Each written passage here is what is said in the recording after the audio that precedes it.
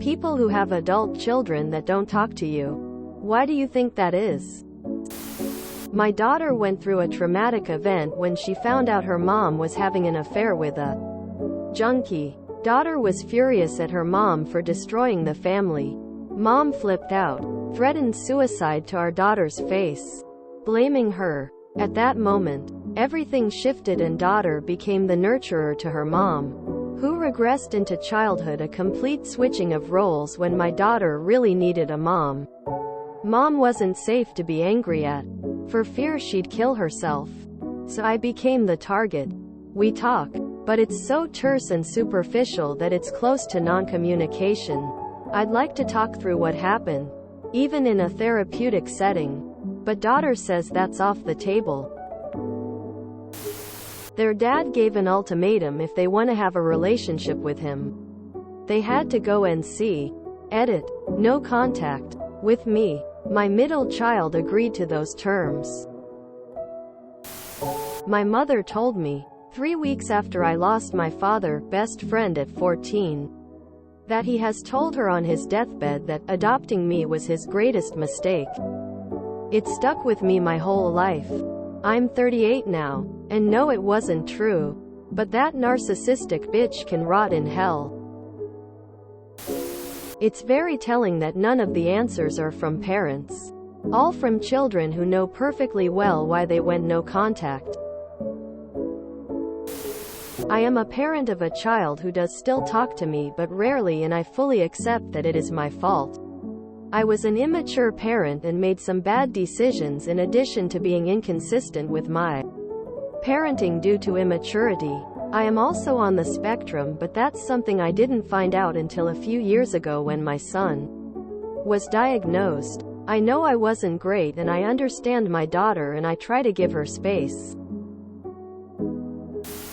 My father would say that my mother lied and manipulated us into taking her side during the divorce. The truth is that he boasted to me about pulling a gun on her to teach her a lesson, and then didn't understand why I thought that was unacceptable. I haven't spoken to him in a decade since that discussion. To this day, I believe he was contemplating murder, suicide, or family annihilation. My stepdaughter is an addict and mentally ill. Her son was placed in our custody by the state 3 years ago at 13 months old, and she has never made the effort to regain custody. Her rights were terminated last year, and we adopted him last month when the state gave us the choice. She has hated us ever since he was placed here and has convinced herself that we stole her child. She only contacted my husband if she wanted money, which he won't give her, so that makes her hate us more. I know this wasn't the point of this post, but I am the grown child. 5 years ago, on Thanksgiving no less, my mother told me my wife and I are bad parents because our daughter is an only child. Then followed it up by saying my wife graduated from a terrible high school.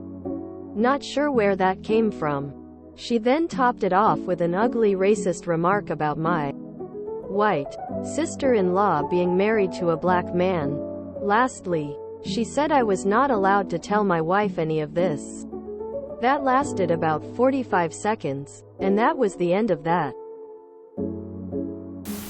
I am very careful with advice that I give to my adult son for fear that he's going to stop taking. To me, Emo the kid is making some decisions in his personal and work life that I don't agree with or have concerns about. Decisions that I would not make based on experience or my personal views. I am biting my tongue to not say anything. I don't want to be a nagging parent because he is an adult and needs to make his own way. I will give advice when asked, but I've stopped giving out of the blue opinions. I save that for my high school teens still at home. / Not me, but I am in a tight-knit book club with women older than me. This topic came up and I was surprised how many had a child who had cut off or severely limited contact. We didn't get into the details for everyone. It seemed some knew for sure and some didn't. They were all basically grieving the losses of their children. One woman had a daughter whose husband got into QAnon-type stuff. The mom is very openly liberal. She worries for her daughter, but tries not to push herself into their lives for fear it will remove any chance of future contact. One woman had no idea what happened. She went from reading her grandchildren bedtime stories over FaceTime to being told not to call again. One woman kept sending letters until they all came back unopened. So now she writes letters but puts them in a box at her house. I grew up in a retirement community. What I've noticed was it's due to a few things. The parent is intolerant of their child's life choices. That can be everything from drugs, religion, politics, racist ideology, parents, who their kids married, etc. Sometimes it's the parent's unpleasant personality from either some personality disorder or just plain being an asshole. Some kids usually stay away cause they feel they've disappointed their parents and are hiding their life from them. The majority of the issue is usually due to an unpleasant parent.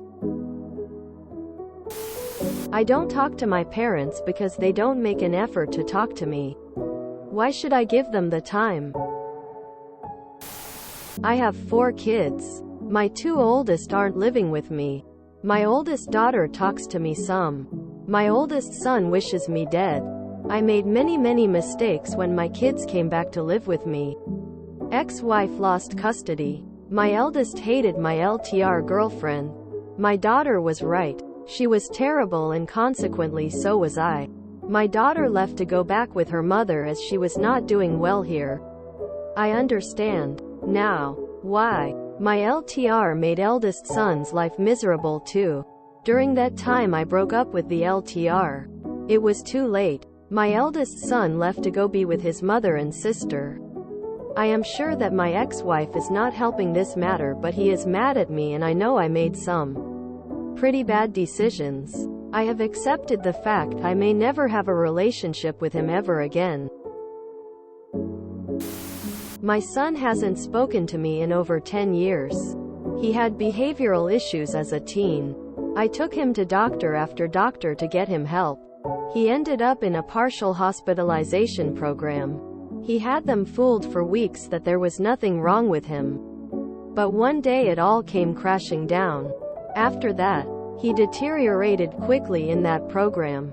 We had come to the point where he was either going to full hospitalization, a boys' school for troubled teens, or he was going to be arrested for assault.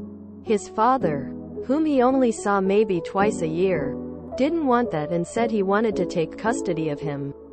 The program would only let that happen if my son was enrolled in a comparable program with his father. Father said, of course. Didn't happen. My son grew up and was a terror to his father and had little to no contact with me. He got arrested a few times. After one particularly bad fight with his father, he got kicked out. After a few months, my son contacted me on Mother's Day. He told me he was in the Marines and was done with basic training and was going to be given an assignment soon. I'll never forget how proud I felt of my son then. Shortly after, I get contacted by the Marines, asking if I knew where my son was. He went AWOL the day after Mother's Day. After a few years without contact, he contacted me again, said he was doing much better and wanted to visit me. I said yes. I should have known when I had to pay for his bus ticket that he wasn't better. He stayed with me for a few days and I thought all was well. Not so much. 2 days after he left, I got a call from my credit card company. He stole my card and put $1,600 of airsoft pistols on it. I was given the choice to pay it, or call it fraud, in which case the credit card company would press charges. I called it fraud. I haven't seen him since. I'm still his friend on Facebook and have seen that he poses as a wounded Iraq vet. That is disgusting and shows me he hasn't changed at all. That's why I don't talk to him. Mom here. My 23-year-old hasn't spoken to me in 4 years. It was completely my fault. I've struggled with addiction, alcohol, and for most of her childhood I was bad. I hope to be able to apologize to her someday. But I completely understand and respect her decision. I'm not going to get into detailed specifics, but my wife's son refuses contact with her. Us. He was a very troubled kid the entirety of his childhood. We found out way too late that his father had been sexually abusing him since he was very young. There were signs, and my wife was aware of some physical abuse. But as she was being abused as well, she never saw the full extent of it.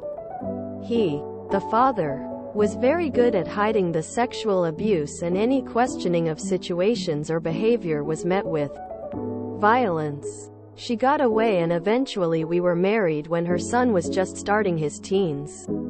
He was in therapy, but issues continued.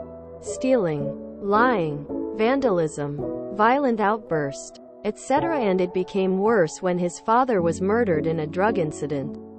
Everything finally came to a head when he was caught showing my daughter, 8 at the time, he was 15, porn and masturbating in front of her. We removed him from our home and with the help of his therapist had him placed in a home for kids with issues like his. His problems still continued until he was removed from that home to an institution after a sexual incident that involved another resident. He spent months in that facility, and when it came time for him to be released, we arranged for him to live with some of my family that could provide a safe space for him to continue his treatment and finish high school. This was when he finally came forward with the sexual abuse he had endured under his father. It practically broke my wife, and she still blames herself for not seeing it and not getting him out sooner. Things seemed to be going well for him, and we started to include him in functions with the rest of the family. My daughter doesn't remember the incident but has received counseling regardless. Finally, he graduates high school, and his very next move is to pack up his stuff and move out of my family's house where he had been living and into some family of his late father's. Over the course of the next few months, he gets more and more distant, stops therapy, stops calling or texting, and stops responding to our calls and texts. He changed his number, didn't reach out to his mother on her birthday or Mother's Day, and pretty much went no contact then. A last-ditch effort by us was to just show up where he was living and try to connect with him. He and my wife spent hours crying and talking, and we thought things could move forward, but we were wrong, as he gave my wife a fake number and blocked her on any social media he had. Over the past few years, I've found his contact info, usually emails attached to socials, and reached out to him begging him to just text his mother and let her know he was okay, and I would get an unhinged reply that I was invading his space and that he would decide when the time was right to contact her. My wife has felt defeated, but over time she has resolved herself to this new normal with her son. A couple of months ago, he sent her a long FB message basically renouncing everything he had admitted about his father, as well as abuses he had perpetuated that we knew about, blaming my wife for her failed marriage with his abusive father and then marriage to me, a person he evidently hates, making his father a martyr that was murdered in cold blood, and essentially telling her that until she begs his forgiveness for all the wrongs she caused him and divorces me, he will never talk to her again and hopes she rots in hell. She was very hurt, of course, but she didn't respond. He obviously still needs loads of mental help, but we don't have the strength to go through all of that again, nor put our other children through all of that again. He's an adult now, and he's going to have to figure it out on his own. We'll still be here for him when he gets it together and comes around. Such is life. He died. Mine doesn't, because I won't give him any money because it just enables his addiction issues. Abusive parents deserve no contact unless they can admit their faults and heal the wounds. Usually, it's too late when we are adults. My mother, on the other hand, after years of no contact, came around and made peace. I'm still healing from her BS. I had a patient. She has since passed, RIP, who didn't talk to her youngest daughter. We were very close. Saw her 3x a week. So I asked her why she thought her daughter distanced herself away from her. She simply said that they were too alike and they butted heads. Even over little things. She did admit that since they distanced themselves from each other, she has had more peace, and she thinks her daughter does too. Not sure if her daughter went to her funeral. Although in my head I'm hoping she did. She died from COVID. If you enjoyed this video, please check out our playlists full of similar content. Epic Haircast is like doom scrolling for your ears. Please like, share, and subscribe.